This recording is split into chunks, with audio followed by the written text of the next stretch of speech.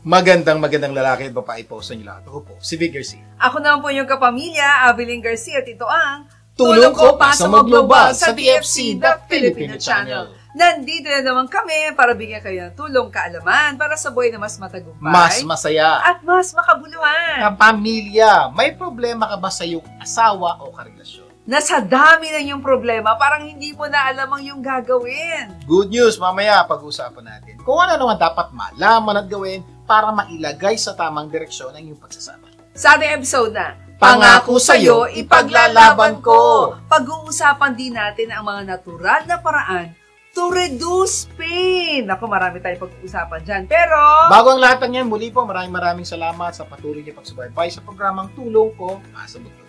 at shout out po sa Moreno and Heronca family. Happy watching! Okay, simulan na po natin ang ating programa ng Tulong Pampagana. Dahil paniniwala po namin one idea, or in this case, one story, can change your life.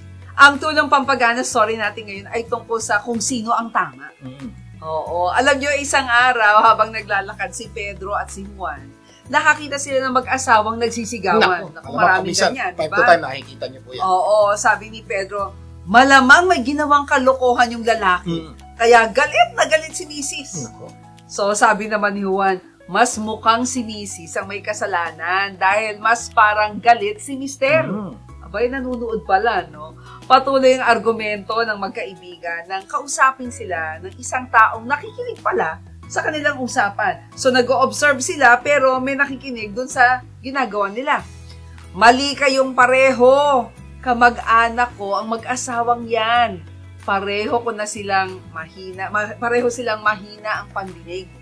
No? Kaya kailangan nilang sumigaw para magkarinigan. Ngek. Siguro po, magpag-usapan natin. Siguro, ano ang matututunan natin sa kwento ito? Napakadami po na sana pag naunawaan po natin, unawain natin mabuti para wag tayong magkamali na katulad ng pagkakamali ni Pedro at ni Juan. Okay, number one. Number one, behind every argument is someone's ignorance. Ang ganda po yan. Pag nakakita daw kayo ng may argumento, okay? Kadalasan daw po, merong hindi nakakaunawa ng pangyayari. Kamukha po, si Pedro at si Juan. Okay? May nag-argumento. Sumali si Pedro at si Juan sa kwentuhan nila. Ang problema po, sumali sila out of ignorance. Yes. Hindi po nila alam yung pinag-uusapan o yung pangyayari gaya ng ginagawa po ng marami sa atin. Pag nakakita tayo ng mga pangyayari, sumasali tayo, sumasabat tayo, nagbibigay tayo ng ating pananaw na kadalasan out of ignorance. Yes. Walang kaalaman pero nagsasabi tayo ng opinion. Ingat ko kayo dyan. Oo, may mga ano yan katulad ng mga artista, di ba? Ay, kaya iniwanan ni ganito yan kasi ganito yan. Hindi mo naman pala alam yung totoong nangyari. Huwag ka na makisawsaw. Minsan po, diba? sa artista pa nga, okay pa yun dahil malayo sa inyo. Pero the moment kayo po ay sumali sa kwentuhan ng inyong mga kapamilya, kamag-anak, na wala kayong kaunawaan sa tunay na pangyayari at magbibigay kayo ng inyong komento out of ignorance. Take note, ha? Hindi po masamang bigay ng komento, pero if you're doing it out of ignorance, meaning hindi mo alam yung lahat ng pangyayari, problema pong malaki yan. So, iwasan nyo na po sumali o makisawsaw sa kwento ng iba if you don't know the entire story. Number 2, the only way to get the best of an argument is to avoid it. Yan. So, napaka-importante po. Kumisa po, Iwas. may mga argumento nangyayari na, sino mas maganda? Sino mas magaling? Sino ganito? Sino ba ang mali? Kuminsan, sasali po tayo dyan. Okay naman po kung talagang kwentuhan lang, pero kuminsan po napupunta sa argumento, samaan ng loob. Kaya, at the end of the day, ako po, lalo na po ako pag nakikita ko yung kwentuhan na pong walang kwenta-kwentang kapupuntahan, I tend to be silent. At pagtingin ko sumusobra, maalis pa ako. Bakit? The best way para maiwasan ang argumento is be silent or to avoid it. Promise po, it will help you reduce a lot of conflict. Kasi hindi lang naman ikaw ang naaapektuhan. Pati yung taong sinasawsawan mo naaapektuhan dun sa mga argumento o gusto mong sabihin patungkol sa kanila. Lalo na po, may argumento kayo sa asawa nyo, sa anak nyo, sa magulang nyo, kung kaibigan nyo. Kuminsan po, silence is so powerful na ibig sabihin po nun, okay na, tapos na ako, sana tapos ka na rin. Correct. Pero po, patuloy kayo nagsasabihan, nagsasalita, kataasan ng boses, lumalaki po. Number 3, stay in your lane. Not everything requires your opinion. Yang another paalala po, minsan po, hindi naman tayo kasali, hindi naman tayo hinihinga ng opinion, hindi naman po dapat tayo makisali. Salita po tayo ng salita. Nakiki-overtake Itong problema, sir, sabi niya, sir, hindi ko naman sinasabi doon sa taong dalawa, for example, yung mag-asawa, sinasabi ko naman sa kaibigan ko. Tama po yun, tanong, hininga ka ba ng opinion ng kaibigan? Tanong, may kaunawaan ka ba sa pinag-uusapan ng mag-asawa? Okay, tanong, gaano ka nakasigurado yung mga pinagsasabi mo ay hindi sasabihin ng kausap mo doon sa taong pinag-uusapan kayo, lalo na magkakamag-anak kayo. Ikaw, meron ka opinion sa kamag-anak mo. Paano ka nakasigurado kung yung sinasabi mo sa kamag-anak mo ay hindi sasabihin ng kamag-anak mo na kausap mo ngayon? So, napakadelikado po yan. Kaya, ingat po, stay in your lane. Huwag po kayo pupunta sa lane ng iba, gugulok. Alam niyo nangyayari sa kalye pag pumunta kayo sa lane ng iba? Banggaan po yan. Problemang malaki. Iwasan niyo. Number 4, don't waste time judging others when you could be improving yourself. Yan po. Minsan kahit sa mga damit, di ba? Ang dami nating komento, bakit ganyan ang suot ni ganito, o bakit gumagaso siya ng ganito, hindi ko alam, binigay lang pala sa kanya. So, diba? Yan po, napaka-importante ko. Minsan po, kaya naubusan tayo ng oras.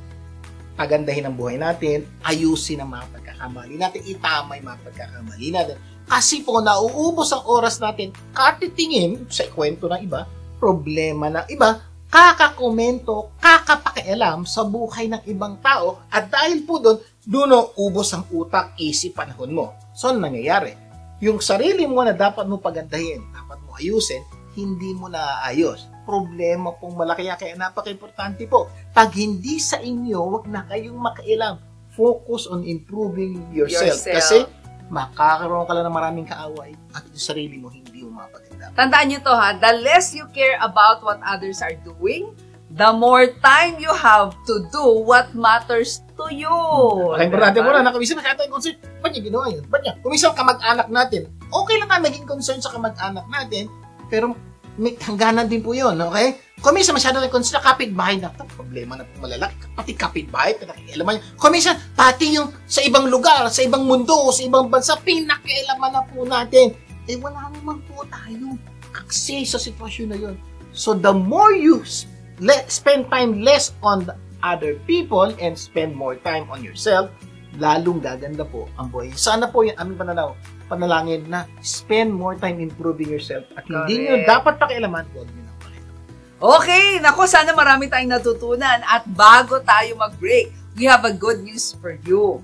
If you are looking for an outstanding and trusted immigration lawyer with expertise and compassion, hindi lang magaling, may puso, nako, please contact the Lindain Law Firm. At for special rates, please text. Tawagan niyo po o text niyo po ang numerong ito,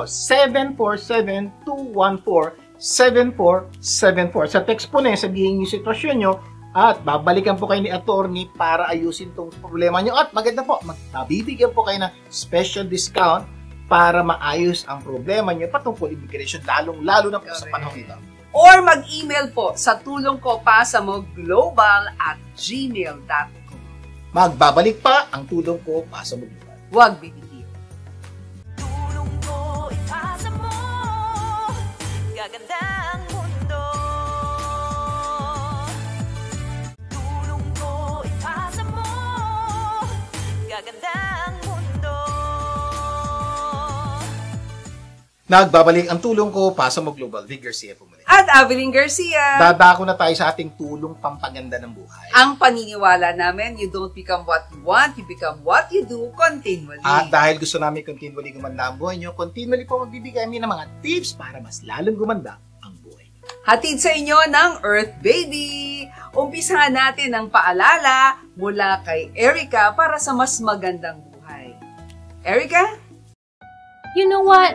There was a time I felt so lost. I didn't know what to do, and I was too proud to ask for help.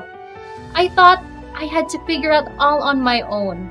But the moment I said, I can't do this, Lord, please help me, everything started to shift. God sent people. He gave wisdom. He gave peace. And I realized asking for help doesn't make you weak. It makes you human. We weren't meant to carry life alone. So if you're struggling right now, Don't stay silent.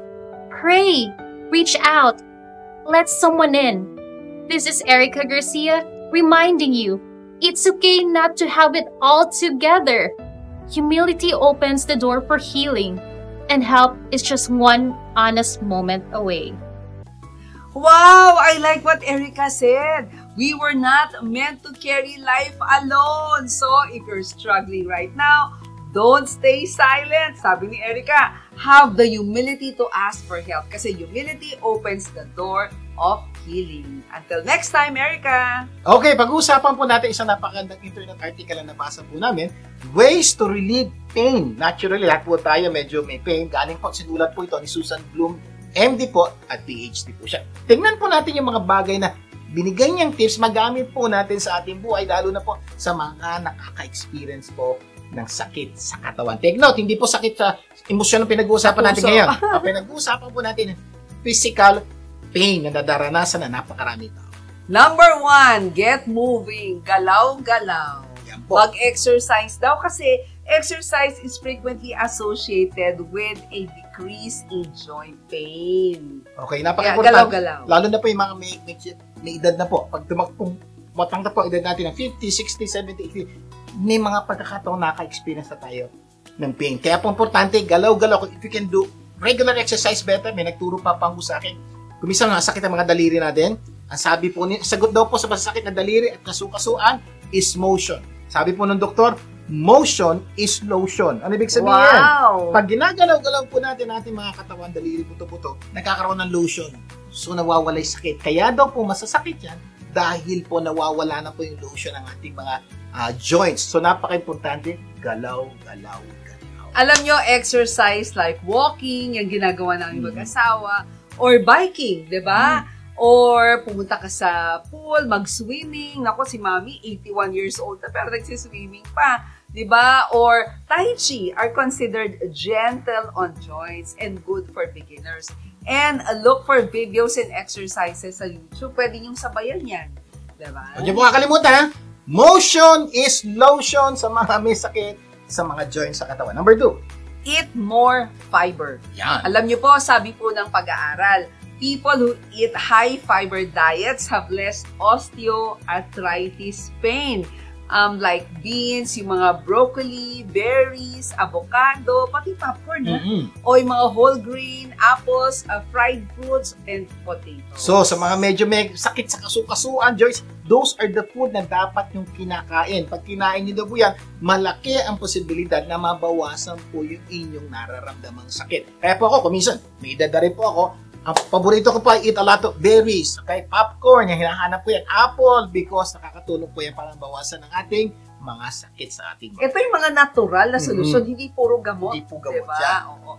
Number 3, warm up aching joints. No?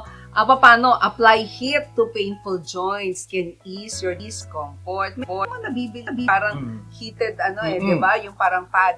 It can increase blood flow to sore muscles, loosen yung stiff joints natin, and distract the brain from pain. Yung parang nililito mo yung brain mo. So, try yung heat therapy using yung hot water bottle, yung gel-filled pad that can be heated in microwave or electric. Ang dami pong paraan na malaki po. Pag medyo may masakit-sakit po, yung heated pads, importante po. At least, yung ginagamit na naman may edad sa atin, di ba? Meron lalagyan ng mainit na tubig, after a while, mawawala na init. May modern technology na po ngayon ng mga heated pads.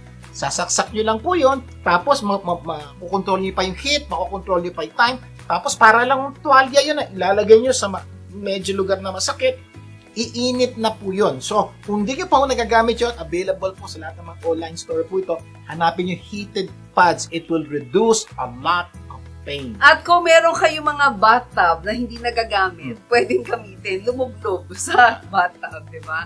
Yeah, number 4, cool down joints. So, meron kanina heated, ito naman cool down daw. Mag-apply ng cold compress to the skin over the affected joint can reduce painful inflammation. Nakaka-slow down din daw po ng mga nerve impulses which can interrupt the pain signal. Yan, isa pong maganda eh. Kaya lang, kung merong heated pads, wala pa ako nadidinig na cold pads o ice pads na sasaksak mo lang, lumalamig. Okay? Oo nga. Meron po akong technique na nagawa po. Ano? Ang ginagamit ko po, kung meron kayong mga bottled water, okay? Ito yung binibili natin sa mga tindahan. Tapos, ang ginagawa ko po, tinatanggal ko yung label. Kumuha ko ng mga 3-4 yan, from time to time. Kasi, lagay nyo lang po sa freezer yan. Mag-freeze po yan. Pag sumakit ako, mahilig po, sumakit pa ako, kukunin ko lang po, yung ice po yun. Tapos, gagabitin ko ng pangpalamig sa pati ng katawan ko na masakit po, matagal pong maubos yun kasi ice na siya. At sa paa po, maganda, pwede mong i-rolling pa po yan. Now, pag naubos na po yan, medyo nawala na yung lamig, kunin nyo lang po, ibalik nyo lang po ulit sa ref nyo, kumuha kayo ng bago. Siguraduhin nyo lang po, tatanggalin yung label. Bakit po? Para malaman ng mga kasama nyo sa bahay, hindi kailangan inumin yun. Baka inumin Kasi nila. madumi na po yun for drinking, pero maganda po po yun pag icing ng mga katawan. So, one technique na pwede nyo gamitin. Oo. Number 5, cultivate relationships. Aba, kasama yun ha. Kasi people with chronic pain who have social networks tend to rate their pain lower. Yes. Kaya di ba meron tayong mga senior, mga recreational, di ba? Sabi nila, they are less likely to report that pain interferes with the day-to-day activities. Kaya po kung may masakit sa inyong katawan, huwag mag-isa, maghanap ng kasama. Kasi po yung kasama, nakapagpapaalis po ng sama ng pakiramdam, sakit sa katawan. So kasi po, pag nakikipagkwento mo sa inyo, pag may sakit, parang nakakalimutan mo. Pero pag ikaw mag-isa, wala kang ginagawa. Yung sakit ng katawan mo, damang-dama mo. Yung po, technique po. Natural po to, wala kayong inumin. Just fellowship with other people ang babawasan ng sakit. Sabi nga, pain is divided when shared with others. Ayan, so pwede kang many ways, pwedeng social network, or example, you can join a book club, mag-volunteer ka, participate ka sa local support group for people with chronic pain. Okay, ang susunod natin, number 6. Ayan, number 6 naman, try turmeric. Yan. Kasi yung turmeric root daw has been shown to have great anti-inflammatory properties at maraming tao na nagdadagdag lang ng turmeric powder sa kanilang sauce, smoothie, or tea, ang ganda ng pakiramdam. Yeah, so another technique daw po yung turmeric. So, alam nyo, nabibili yan sa local store, naka-powder po yung iba dyan, tapos idadagdag nyo na sa whatever food you're eating, makakain nyo na po yun, makakabawas po ito ng inflammation at sakit sa ating. Number 7, ito, dapat ginagawa ko to. Practice good sleep habits. Kasi getting enough sleep is important for managing pain and promoting healing. Tulog po sa tamang oras. Pagkaroon po kayo schedule na kung 9 o'clock tulog ka na, make sure po nasa bed ka na 9 o'clock. Some 10, okay, walang problema. 11, ang importante po, put a system and discipline in your life. Make sure po at that time, nasa kwartas, kama na kayo, hindi na kayo tatanggap ng bisita at this time o pupunta meeting at this time, makaka-reduce daw po yan ng maraming sakit sa atin. Yan ang dapat kong gagawin. At paano naman daw yung mga taong naka-graveyard shift, yung umaga ang tulog.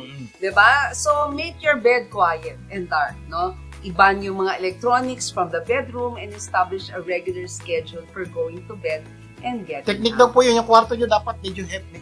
Ano Pupunta kayo tawag ng mga light, yung mga dark room? light darkening curtains. Yes. Kasi po, mas madaling makatulog pag madilim. Hanggat maaari, walang araw na pumapasok o sinag na pumapasok, malaki po ang tulog nito para makatulog tayo mahimbing at bawasan ang sakit ng ating katawan. Number 8, meditate. Yan. Meditation kasi is quick, simple, and free way to relax. Yung isa daw na easy method is choose a sound that is pleasing to you but has no particular meaning, no? So, sit or lie somewhere comfortable, pikit mo yung mata mo, and repeat the sound. So, importante po yan. Yung papatugtog po kayo ng magandang music bago kayo matulog, nakakabawas po yan. Sana marami tayong natutunan sa ating At pinag-usapan. mamaya sa tulong dagdag kaalaman, pag-uusapan natin ano-ano mga dapat malaman at gawin para mailagay sa tamang direksyon ang pagsasama ng magdasal. Magbabalik pa ang tulong ko para sa mag-global. Huwag Tulong ko ipasa mo, gaganda ang mundo. Tulong ko ipasa mo, gaganda ang mundo. Nagbabalik ang tulong ko, Pasa Mo Global, Vic Garcia po muli. At Aveline Garcia, Dadako na tayo sa ating tulong dagdag kaalaman. kung saan hahanap tayo ng paraan para mas madagdagan ang ating kaalaman. Sa mga may asawa o karelasyon, makinig kayo mabuti. Gusto mo bang gumanda o mas gumanda ang iyong pagsasama? Malamang ang sagot ay oo. Sino ba naman ang gusto ng magulong relasyon? Wala namang ganon, di ba? Sana po, nanood kayo nung aming episode last week kasi napakaganda po ng pinag-usapan namin. Doon po ang pinag-usapan namin ng 6 stages of relationship na dapat malaman ng mag-asawa o magkarelasyon. Ibig sabihin, base po sa aming pag-aaral ng maraming tao, may 6 na estado ang relasyon ng mga magkakarelasyon. Mag-asawa, magkaibigan, magkaopisina. At napaka-importanting maunawaan ng bawat isa yun. At good news, sa mga hindi nakapanood, may pagkakataon tayo ng magkaroon ng brief discussion. Sa mga nakapanood, magkakaroon tayo ng review. So, malinaw po So, sa mga pag-uusapan po natin na mabilis lang. Pero kung sakaling gusto niyo makakalaman yung kabuuan, punta po kayo sa aming YouTube channel, Vic and Avelin Garcia. Na-upload po namin doon yung mga episode na pinag-uusapan natin para mabalik-balikan nyo, lalo na kung medyo hindi nyo nakuha yung isang aspeto. Lalo na po sa topic na to, dapat maunawaan yung mabuti yung pinag-uusapan natin. So, babalikan ko lang po. Right now, ang pag-uusapan natin, 6 stages ng relasyon ng bawat mag-asawa at magkakarelasyon na dapat nating maunawaan. Kasi dito po nakabase ang magandang direksyon ng ating relasyon sa kinabukasan. Okay, stage, no? In a relationship na pag-usapan natin last week, number 1, cooperation stage. Ito yung tatawag nating honeymoon stage, Okay, diba? ito po yung relasyon, pagkakataon yung mag-asawa na kakakasal nyo lang. Okay, honeymoon pa kayo. Di ba para bang lahat ng problema na pagbibigyan, para walang problema kahit ang saya-saya. Ang saya. Na-experience nyo pa yung honeymoon stage nyo? Nung mag-boyfriend, girlfriend, mag-asawa, or even sa work, pag honeymoon stage, para ang saya-saya. Yan po ang stage number 1. Ito tanong ko, nandiyan ba kayo o wala na? May iba sa inyo sabi, sir, wala na kami sa honeymoon. Nasa ibang stage na kayo. Pag-usapan na. Ano yung stage number 2 pagkatapos ng na napag-usapan cooperation natin stage? last week, realization stage. Kumbaga sabi natin, reality sets in. Ito na yung katotohanan. Ay, naghihilig pala siya. Yan. Ay, ganito pala siya. So, pagkatapos po ng honeymoon, realization, ito na yung marami na kayo marirealize, hindi pala siya ganung kabait, hindi pala siya ganung kagaling, hindi pa siya lakad. Kadalasan Hindi dito, pala siya gentleman. ang nakikita mo yung pangit. Marirealize mo na yung Prince Charming mo, hindi pa talaga Prince Charming. Marami pa siya problema. O yung princess mo, hindi pala ganun. Dami. And normal po yan. At malamang marami sa inyo dumaan sa relasyon na ito na bigla, ay, ba't ganun? Ba't ganito? So, ang tawag po dyan, realization. O sa Tagalog, tawag ko yan, nabubuhay na kayo sa katotohanan. Ito na yung katotohanan. Tapos na yung honeymoon. Correct. Yung talagang, ay, ito pala, mayroon ka ng mga discoveries. At normally po, sige. Sa discoveries mo sa iyong mga, sa iyong karelasyon. At normally, sa mga pagkakataong madidiscover mo yung mga ugali, nagkakaroon po kayo ng konting irritation, argument, kasi parang hindi mo matanggap yung sitwasyong magagawin. Pero sabi natin, kapag ka ikaw nasa realization stage, pwede ka namang umakyat at bumalik sa cooperation Yun ang isaw stage. sa pag-uusapan natin ngayon. Yes, okay. Third is retaliation. Or tawag natin dito last week, gantihan. Ginawa mo to, gagawin ko to. Ginawa mo yan kahapon, gagawin ko to ngayon. Ito yung pagkakataon po dahil sa mga maraming na-discover nyo hindi nyo gusto, nagkakaroon po ng argumento. Na kung minsan pag hindi nahawakan yung argumento, nagkakaroon ng away. At so minsan po, matinding away. Ito na po yung nag-aaway na kayo at pag may ginawa isa, gagantihan mo. Taas ang boses siya, tataas din ang boses mo. Pag mali siyang ginawa, may mali ka rin gagawin. Ang tawag po dyan, gantihan stage. Naggagantihan na sila. Tanong, nandiyan na ba kayo? Naggagantihan ba kayo? Pag nagkamali yung partner mo, gagantihan. Yan. Number 4, no? Ang tawag natin dito sa relasyon na to is domination submission stage. No? Parang, parang dinodominahan ka na niya at yung isa nasa ilalim na. Alala niyo po yung kanginang stage, retaliation, nagagantihan po kayo. Normally, pag kayo nag-aaway, gantihan kayo ng gantihan. But somewhere, somehow, sa inyong gantihan, may isang mapapagod na. Titigil na lang. Sabihin niya sa asawa niya, bahala ka na. Ang tawag po doon, submission stage. Nagsabit na siya, kahit inis siya, hindi niya gusto. Bahala ka na. Domination stage naman po, yung manalo sa inyong argumento, sa inyong away. Pinabayaan mo na siyang gawin ang gusto niya. So, nandiyan na ba kayo sa sitwasyon nyo ngayon na nag-aaway kayo, kasama kayo, pero ikaw, may isa ayaw ng lumaban. May isa, siya po yung dominant. Yung isa naman, Susunod na lang ako kahit hindi ko gusto. Sama na. Sabi nung domination, ako ang nagwagi. Sabi naman nung nag-submit, ako ang nasawi. Diba? So, nandyan na po yung stage ng yung relasyon. Pag naggrabe pa po ang sitwasyon nyo, pupunta na stage number 5. Isolation. Yan. Ito na, yung talagang nasa loob ka ng bahay, pero isolated. Yan. Ito na po yung pagkakataong dumating kayo sa puntong may nagwagi, may nasawi, may dominant, pero dumating na kayo sa puntong feeling nyo, wala na kapupuntahan tong relasyon na to. Wala naman kayong balak maghiwalay. So what do? You still live in one house, one roof, pero hiwalay na kayo ng kwarto. May kanya-kanya na kayo ng buhay. Hindi na kayo ganong nag-uusap. Kasi isolated na kayo sa isa't isa, even still in one house. Yes. Nandyan na ba kayo?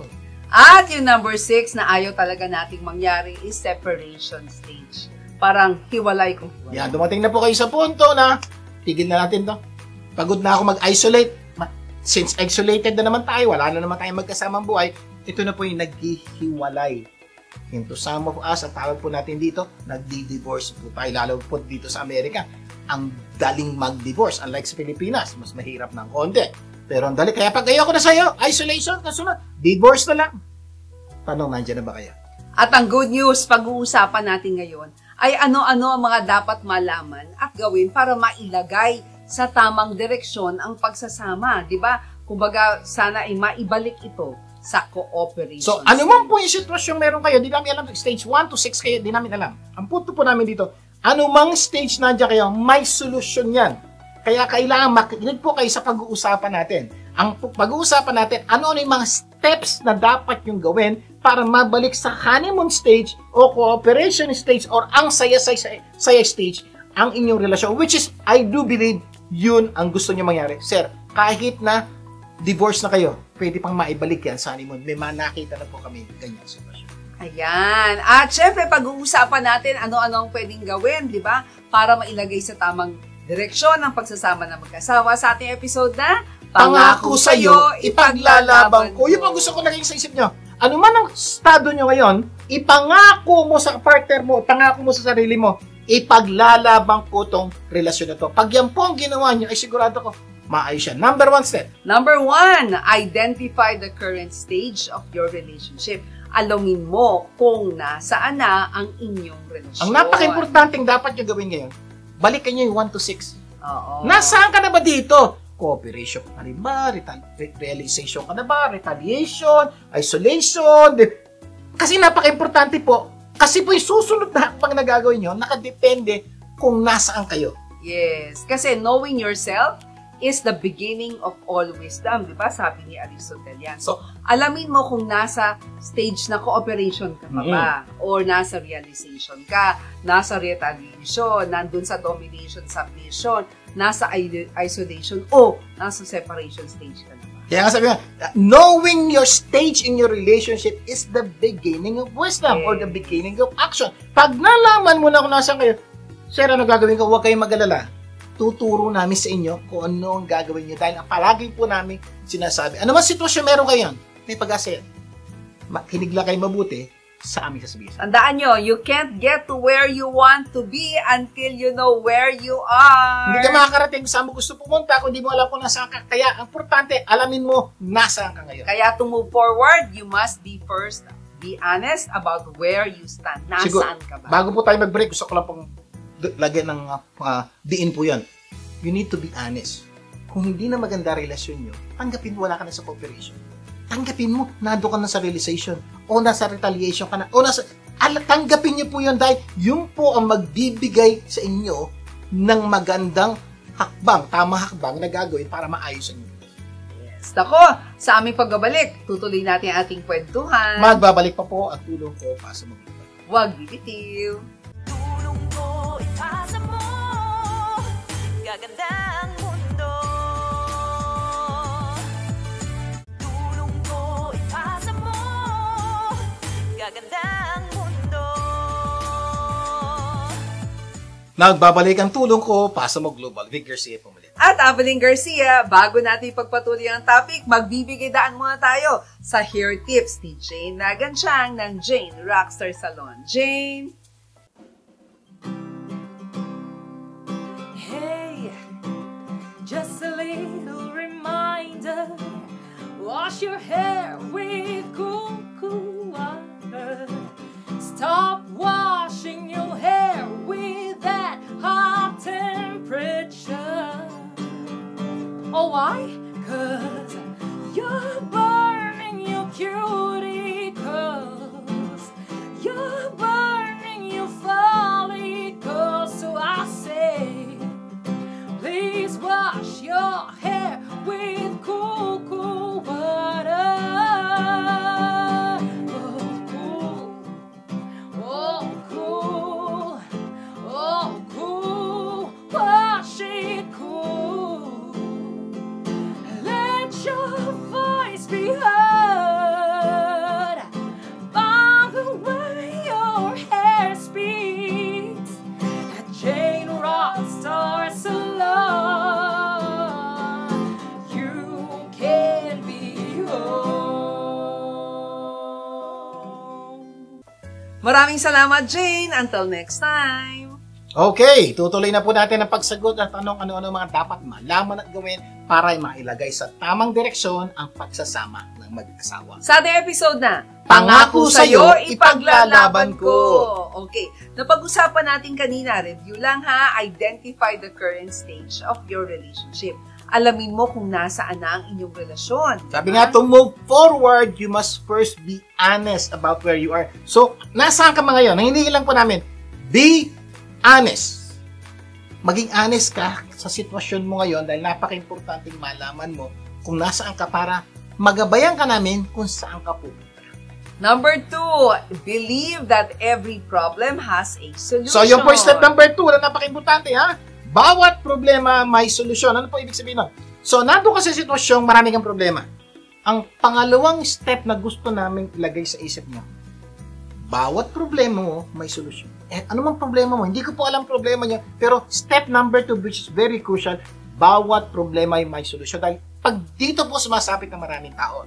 Dahil may problema sila, wala na tong solusyon. Dahil wala na solusyon, hindi na maghanap ng solusyon. So wala na po talaga nangyayari. So yung belief that there's always a problem to every solution is very crucial. There's always A solution to every problem is very crucial. Yes, kasi beliefs has the power to create and the power to destroy. Kasi, di ba, human beings have the awesome ability to take any experience and create a meaning that this empowers them or one that can literally save their lives. Sabi ni Tony Robbins yan.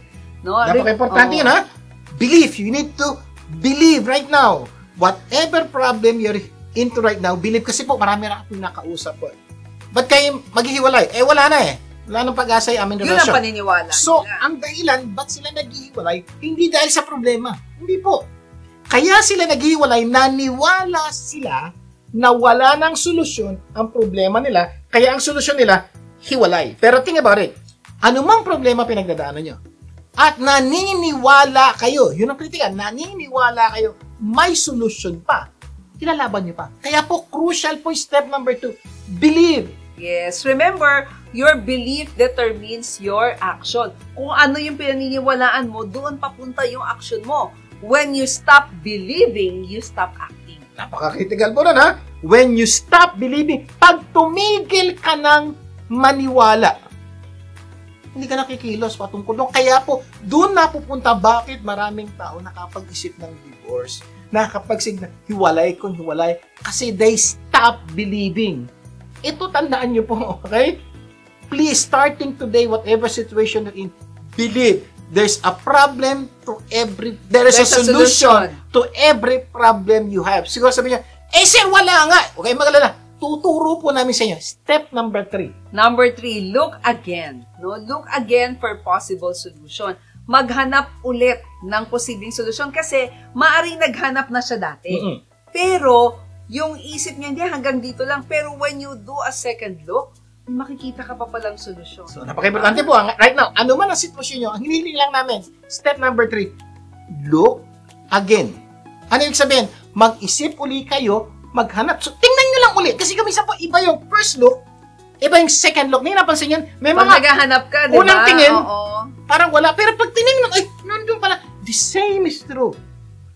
Look again, siguro sabihin ng iba, Sir, naka 100 look again na ako. Wala pa rin. Huwag kayo mag-ala. May solusyon pa rin yan. Kasi when life feels unclear, pause.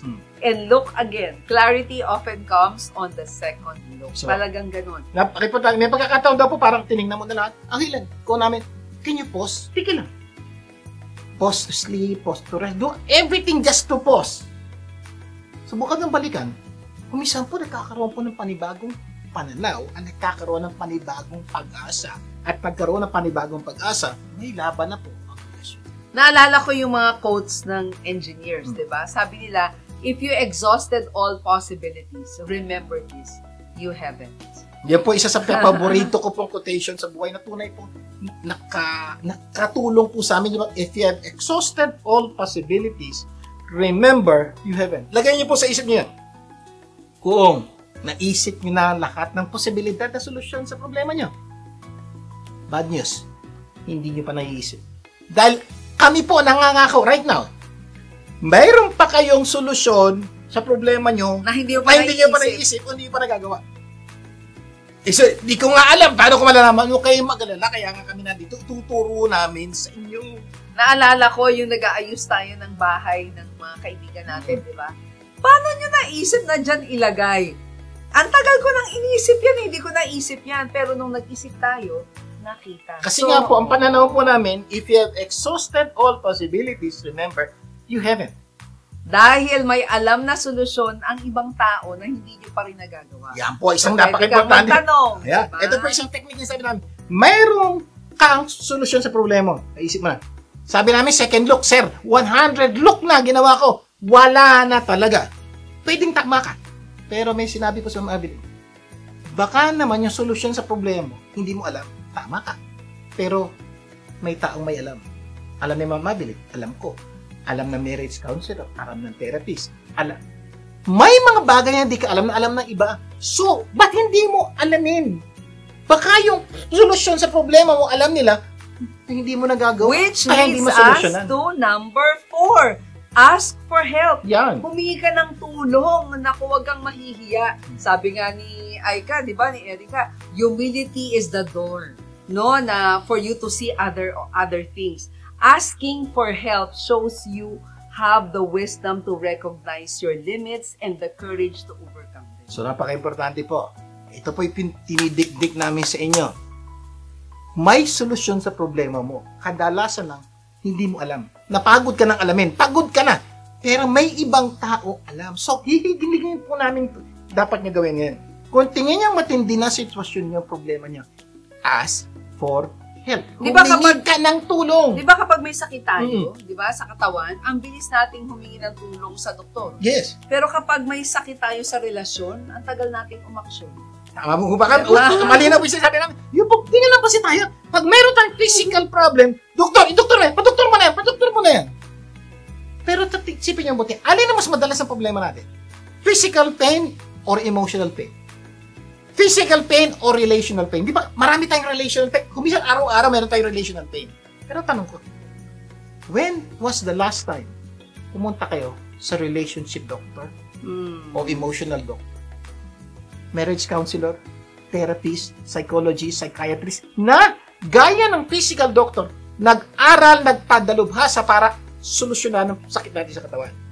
Mayroon po nag-aral, nagpadalubhasa para solusyonan yung sakit natin sa emosyon at sa ating relasyon. Kailan kayo humingi ng tulong sa kanila? Kaya humingi ng tulong sa mga doktor ng relasyon. Diba? Sabi nga ni Sir Vic, marriage counselors, therapists, spiritual advisors, at marami pang iba. No one is strong all the time. Strength is knowing when to ask for help. Hindi And nakakahiya. Please, ask for help for your emotional and relational needs. Pero may caution kami mga kapamilya. Hindi lahat ng tao ay may kaalaman at kakayanang tulungan ka. Yung iba sa lagay na makatulong, baka lalong makasira. Totoo Diba? nga. May problema kayo. Kabisa, kinakwento niya kay Mare, kay pare, kay kaibigan. Wala. May problema rin po sila doon. Kaya po suggestion namin, kung may problema kayo, hanggat Mare, huwag niyo kukwento sa mga kaibigan, kamag-anak na walang kakayanan. Ano gagawin ko, sir? Maraming taong nag-aral, nagpadilubhasa para tulungan ka. Puntahan mo sila. Ang ganda na sinabi ni Albert Einstein, you cannot solve your problems with the same thinking you used when you created them. Ask for help. Ikaw yung gumawa noon, tapos ikaw magsusolusyon. Medyo mahirap yun. humingi ka ng And don't forget the greatest counselor. Ito sabi ng Isaiah 9 verse 6. For unto us a child is born, for unto us a son is given, and he will be called Wonderful Counselor, Mighty God, Everlasting Father, Prince of Peace. Ano po ang punto namin? Hingi kayo ng tulong. There's a God who loves you so much. Ang tawag pa nga po natin, greatest counselor. So kung meron po kayong problema, ngangailangan tulong, put your hands together, hingi kayo ng tulong sa Diyos. At pangako, tutulong. At dagdag pa ng John 14:26, but the Advocate, the Holy Spirit, whom the Father will send in my name, will teach you all things and will remind you of everything I have said to you. Sana po marami kayong natutunan sa pinag-usapan natin at mamaya itutuloy po natin ang ating kwento. Pagbabalik pa ang tulong ko, pasa maglupa. Huwag.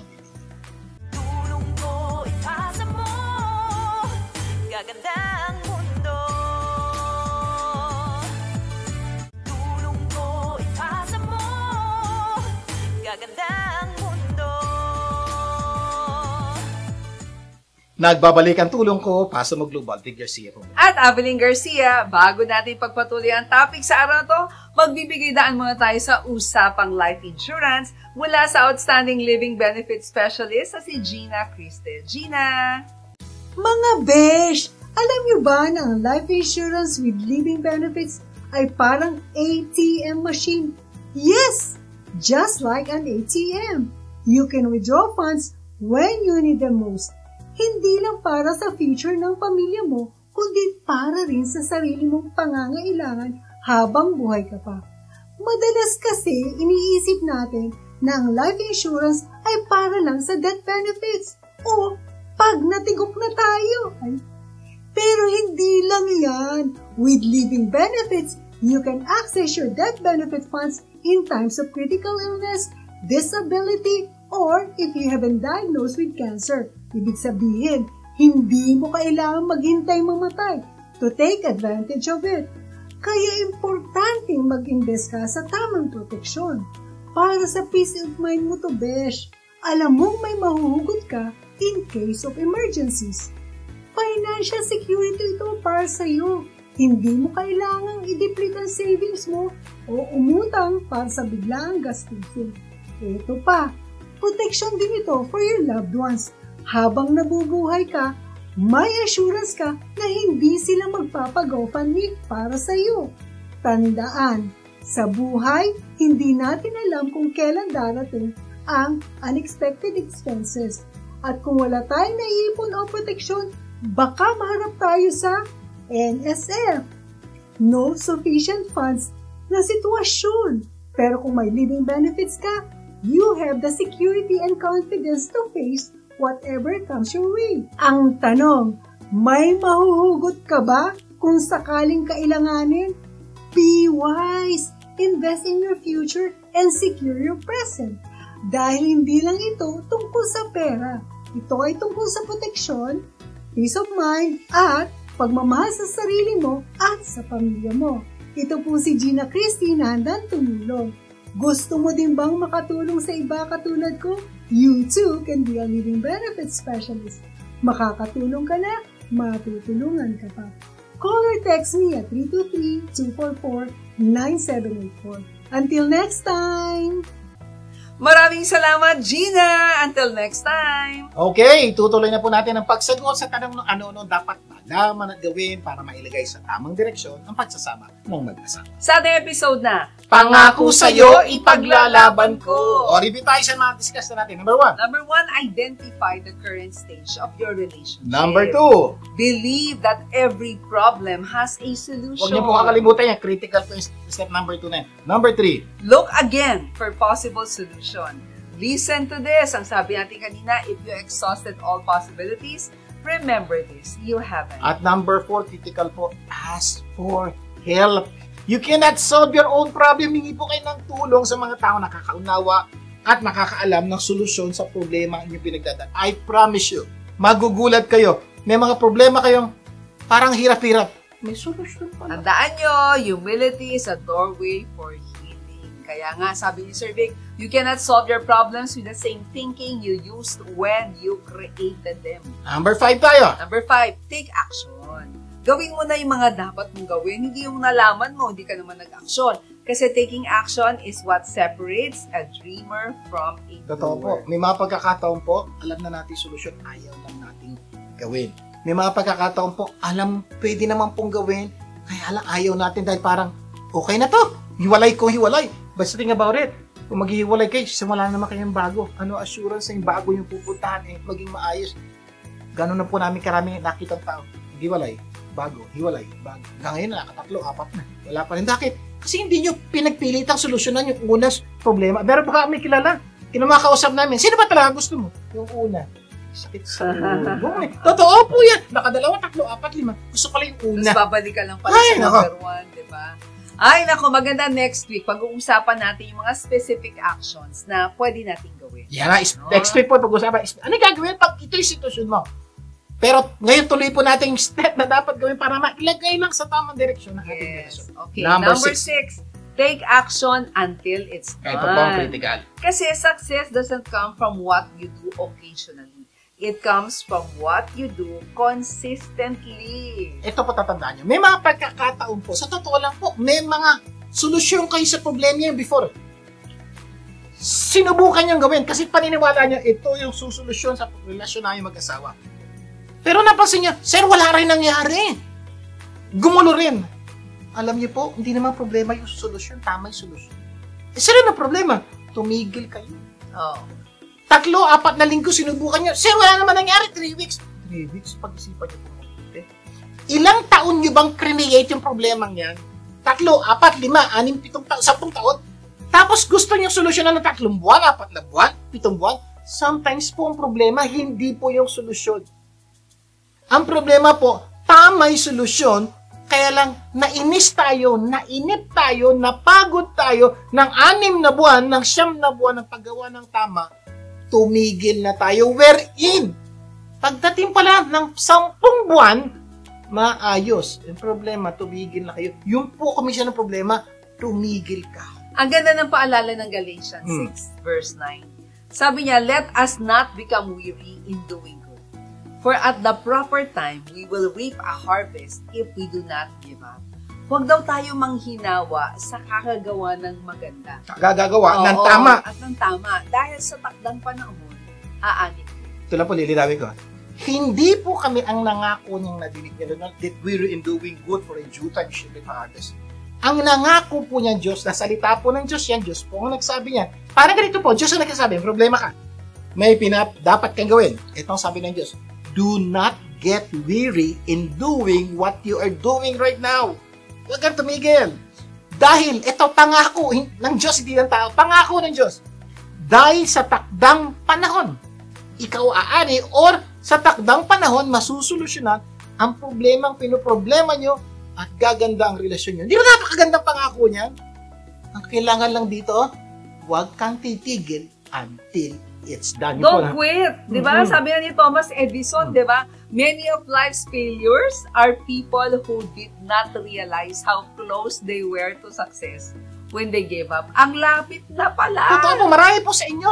Dapat na solusyonan niya yung problema niya. Bukas na yun, tumigil ka ngayon. Next week na yun, tumigil ka ngayon. Next month na matatapos na. Kung tinuloy nyo lang yung dapat nyo gawin para pag-aaral. Naaralin nyo? 4 years kayo nag-aral. Subukan nyo mag-aral ng 3 taon tumigil. Makatapos kayo? Hindi. Dapat gawin 4 years. Ang pagkakaiba lang ng pag-aaral at problemang ito, pag-aaralan natin, 4 years tapos. Kung minsan sa problema, di natin alam kung 4 years, 5 years, 5 months, 6 months. Kaya sabi po ng Diyos, kailan titigil? Do not get weary in doing good. Tuloy mo lang. Sa Kailan ka takdang titigil? panahon. Sa takdang panahon na solusyon ang problema niya. And number 7, expect a miracle. Kasi living in expectation means you trust the process even when you don't see the promise. Ito po yung Diba? napakagandang sikreto ng buhay.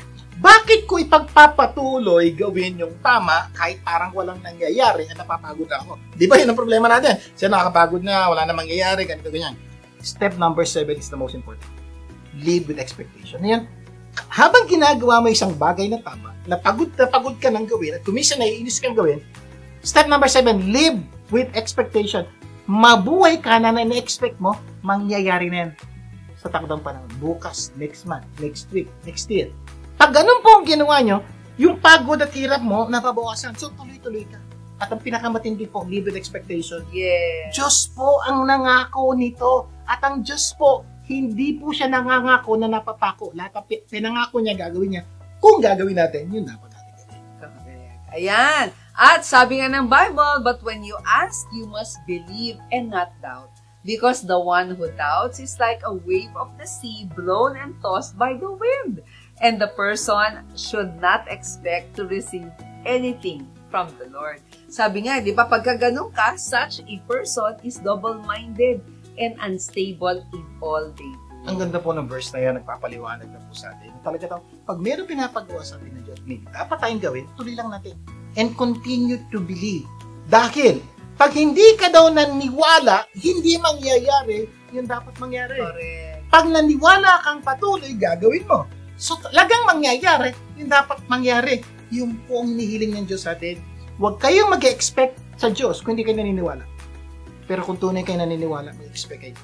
Dahil we have seen the goodness of God sa aming buhay, napakarami na pong milagro ginawa ng Diyos. Tandaan nyo to. Those that impossible with man is possible with God. So, you are always one step away to a miracle. Totoo po yan. Baka bukas na yun. So, Hakbang gawin mo na. lang. Next month eh. Gawin nyo lang tuloy-tuloy lang. Expecting and believing God will do a miracle. Okay, review lang tayo sa ating mga pinag-usapan kanina. Sa ating episode na pangako sa'yo, ipaglalaban ko. Anong gagawin natin para mapunta ang relasyon sa tamang Step number 1, direksyon? determine the stage of your relationship. Number 2, believe that every solution has a problem. Every problem has a solution. Believe that every problem has a solution. Number 3, look again for possible solution. Number 4, ask for help. Number 5, take action. Gawin mo na ang dapat mong gawin. Number 6, take action until it's At done. number 7 na pa na importante, expect a miracle. Sana marami tayong natutunan sa ating pinag-usapan. At next week, mas marami pa tayong pag-uusapan. Pinangako namin sa inyo, step-by-step guide, specific things you need to do para maayos ang relasyon. Closing prayer muna. Abang nasa langit, maraming pong salamat sa pagpapaalala niyo po sa amin na lahat ng problema ay masolusyon. Lalong-lalo na po, paghihingi kami ng tulong sa inyo at sa awat sa tulong niyo, pinangako niyo sa amin. Those are impossible with men are possible. Gabayan niyo po lahat ng relasyon saan mang sulok ng mundo.